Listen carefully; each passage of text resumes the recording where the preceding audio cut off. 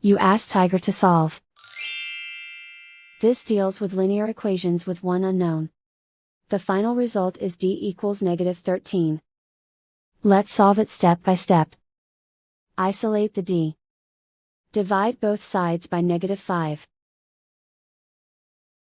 Cancel out the negatives. Simplify the fraction. Move the negative sign from the denominator to the numerator. Find the greatest common factor of the numerator and denominator.